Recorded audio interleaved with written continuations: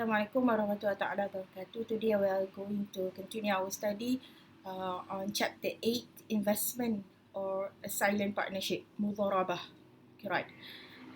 Okay, at the end of this chapter, we will be able, insyaAllah, to define the pillars and main conditions of mudharabah contract, to understand the rights and obligations of sahibul mal and mudharib, issues relating to the profit sharing and the treatment of loss, explain the types of mudharabah contract, the acts that the mudharib cannot perform without permission of the sahibul mal, and how a mudharabah contract is considered as void and invalid. And we are insyaAllah will be able to apply the various types of mudharabah to different business activities. And let's do a little bit of comparison between mudharabah and musyarakah partnership, and what is the difference between these two types of partnership. Okay, introduction. Literally mudharabah, it comes from the Arabic word daraba, which literally means traveling. And but of course there's a lot of there's various reasons for a person to travel. And daraba, precisely, it means precisely traveling for trade, or simply we can say it in today's word is business travel. And so we travel for various reasons, like I say, going back to our hometown for holiday, for vacation, and we also travel for business or for doing trade. So daraba, it means traveling for doing business or trade. Legally, and that is, literally, legally, what does it mean? It means a contract in which one of the parties provides capital. And meaning there are a few parties involved in these mudharabah contracts. The first party is called the sahibul mal, sahib al-mal. Al-mal, again, if you still remember, we've learned this in the first chapter. It means wealth or property. Harta lah, senang kata. Okay, sahib is the owner. Sahibul mal. Sahib is the owner or the companion of this mal. Sahib, sebab itu kita ada sahabat. Sahabat is your companion. But in this case, this is the companion of the mal. So in other words, it's the owner of the property, of the wealth. So we have one person, one party that represent the sahibul mal, the owner of the capital, and he is the one who provides the capital. And the other one, the other party, he does not possess any mal or any property and do not provide any property. What does he contribute?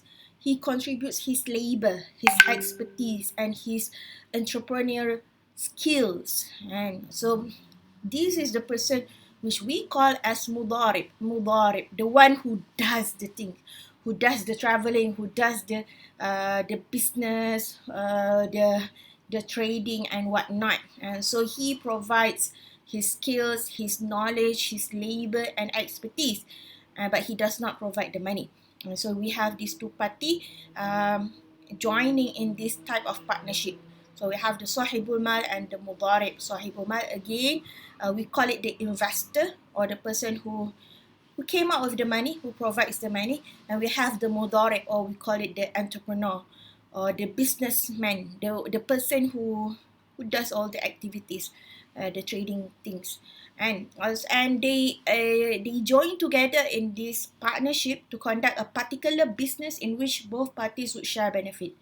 And why do they join in this partnership? Of course, because both parties want to earn profit, and that's the reason for why we do business.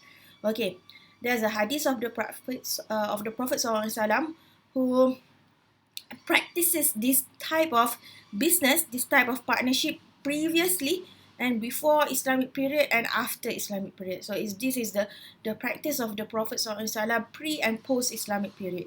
So this is not new. Well, I'm saying that this is not new. People have been doing this type of partnership since pre-Islamic era. Okay. Let's look at this figure 8.1. The parties enter into a mudharabah contract and agree to share the profit and loss proportionally based on the agreement. Profit should be used to offset losses. And if there is no sufficient profit to cover losses, they should be borne by the sahibul mal. Okay, let's look at the diagram first. So we have this is the first party, the sahibul mal, or the investor, the one who provides the money, and then we have the mudarib, the entrepreneur. Okay, and this person provides the money, this person provides the efforts and the capital, and this provide the efforts or the labor, and they join together in this business project. Join together in this business project. Why? Because they want to reap the profit and to enjoy the profit, the rewards of the profit. And so, if we have any profit, that is supposed to that is the objective of the business, to get all the profit. So what happens when you have the profit? And when you have the profit again, we must share it together with the sahibul mal and the mudarib. So the profit must be shared together, sahibul mal and the mudarib, between these two parties. How do you share it? And according to what ratio or what percentage, and whatever the percentage or the ratio, it must be agreed by both parties. It doesn't really matter how much, either it's 50-50 to 1 or 70-30%. Say the sahibul mal gets 70%, the mudarib gets 30%. It doesn't really matter as long as both parties agrees to the ratio. So the share of the mudarib in the profit. So we provide, and once we get all the profit, it will be divided to both parties, the sahibul mal and the mudarib. But what happens? So both parties gets the mudarib gets his rewards, the sahibul mal gets his rewards.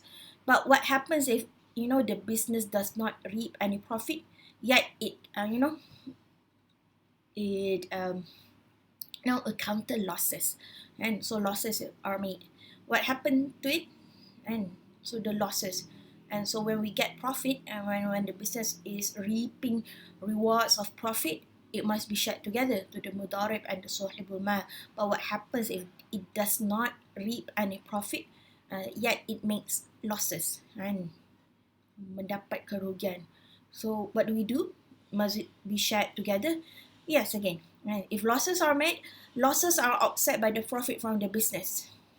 And so if you can offset the loss by the profit, please do so. But if your losses are greater than your profit, of course it cannot be offset by the profit. So you still need to bear all the losses. And so who will bear all the losses? And financial losses, again, financial losses will be borne by sahibul mal, because that is the one he provides. Because he provides financial means to the business, so he will bear all the financial losses. Does the mudarib bear any losses? Yes, he does bear the losses. He will bear the loss that he provides. He provides all his efforts and expertise and his labor, so it will go wasted lah, and it will not be rewarded. Dia tak akan mendapat hasilnya. Kesimpulannya, dia tak dapat untung, and sahibul mal will bear all the financial losses.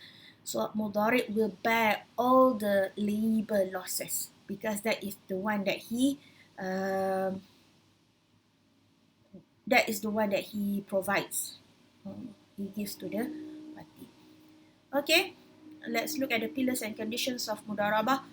Of course, like I told you earlier, we have the sahibul mal, capital provider, or we call it investor, and then we have the mudarib, entrepreneur.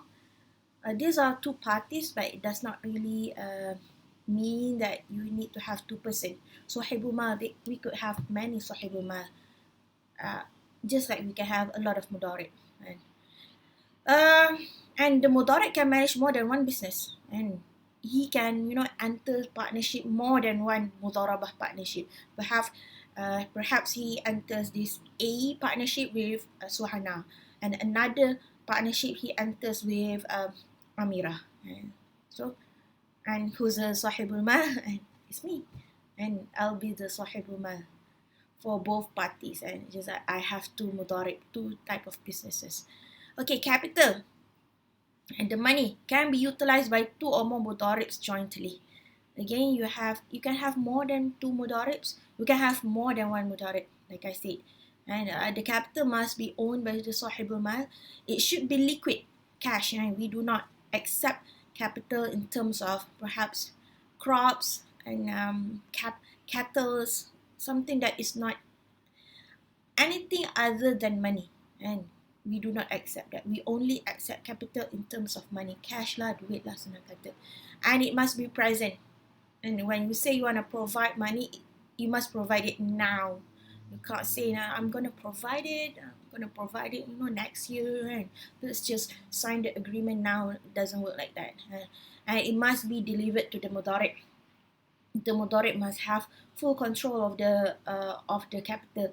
If the mudarib does not have full control of it, and you are saying that I'm giving you this capital, I'm giving you this money, but he can't use it, he does not has access to the money, that does not fulfill the conditions and the pillars and of mudarabah. It would render the contract to be invalid.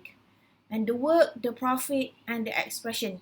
The work is the type of business, anything, as long as it's agreed by both parties. The profit, again, like I said, is divided according to predetermined proportion.